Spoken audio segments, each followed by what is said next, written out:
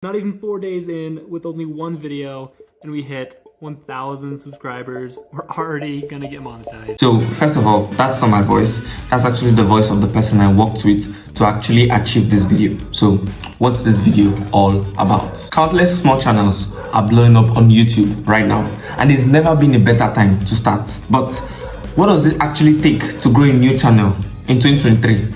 6 months ago, two friends and I started a channel, and this video I'll show you everything we did, the entire process of how we actually grew this channel, how much money we've made so far, the biggest problems we faced, and how we've solved them. Because it wasn't always a smooth ride, but we learned a lot. And I believe the most important things we did to find success so quickly happened before we even started working on our first video.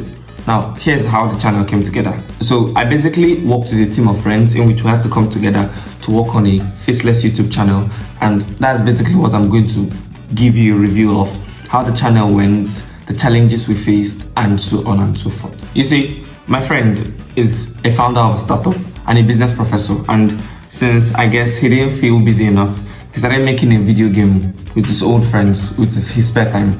That's when he realized the problem. After he and I had several conversations about the power of YouTube, we decided to address the problem and build a business with a video-first approach. With Cam's expertise and my understanding of how to repackage that information and bring it to a large audience, we got to work. Now, I've built channels before, not personal channels, but I've worked with many large creators behind the scene. So I knew our next step was crucial. First, we settled the basics, and it took us a couple weeks. We talked a lot about what kind of videos we want to create, why we're creating these videos, and who they were for.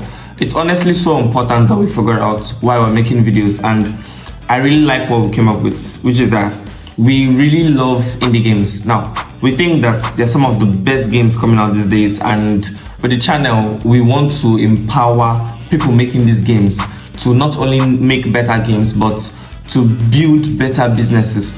Then, knowing that the videos will be presented from Cam's perspective, we talked about some crucial things like the value we expected to share with the audience, how Cam's personality should be injected into the video to set us apart, and what emotions we wanted to play to viewers. Then, we established the core principles of the channel, designed a simple brand, landed on the video styles that will work for both of us.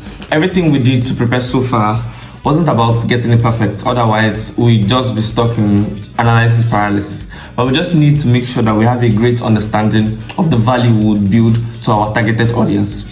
At some point, it was go time. We just had to start making videos and learn from them to improve as time goes on. Now, we just needed a topic for our first video. After chatting for a bit, we decided to talk about the differences between the big budgets, AAA industry, and the grassroots nature of indie games. Up until this point, it wouldn't be long until we started running into our first major problems. But first, there was one more thing to prepare. I've kind of been trying to think of what to do for the title and thumbnail for our first video, but I think I finally figured it out, because we cannot just go with AAA versus indie, because I mean, a lot of people may not click it may be boring. So we want to tell a story about the fall of AAA games and the rise of indie. I want to package it in a way that more than just the core audience will notice. From the beginning, we set out to make videos for a certain group of people, not for an algorithm. So we ignored search traffics and we focused on making titles, thumbnails, and videos that people will be curious to watch. For this video, I looked at two existing videos on the same topic and found out that their thumbnails were too busy and the titles needed more weight. That's when it clicked. So we'll focus on the contrast of the story that we'll be telling, which is how can a small time indie game with practically no budget possibly be more fun than a game that costs $500 million to make? Contrast. Now, I marked that the simple thumbnail. The most recognizable characters that I could think of from AAA indie games used a lot of things to communicate negative and positives and contrasted in the colors. Then we wrote a few dozen titles to find one to, be the best and in the most intriguing way possible. In a few weeks, this was what we ended up with. Finally, we talked about what the core take of the video would be. So we had an angle, and now it's time to write the video. This is when things got bumpy. Trust me. Since this was our first video together, we haven't fully figured out our style. So when that first draft was finished, we quickly realized it was a way to dance. So the first script wasn't working out, so we're trying to figure it out. obviously want to deliver calm information to the viewers, except this draft kind of reads like a business lecture, not an entertaining YouTube video. But there was one simple concept that helped us immensely. You see, people come to YouTube for these 3 reasons: to learn something, to be entertained, or to connect emotionally. Now, we had the information, but there was little entertainment or connection. All we want was there to be nuggets of information baked into an entertaining video. When the first rewrite was done, it still felt really off. It was way too over the top with some out of place jokes, but we're a little bit closer. Third time's a charm. With some rewarding and trends, we're finally ready to move on. And we no longer had a super long intro and had a bit of personality in there, but not too much. We could tell it wasn't perfect, but for our first video, it was finally feeling good.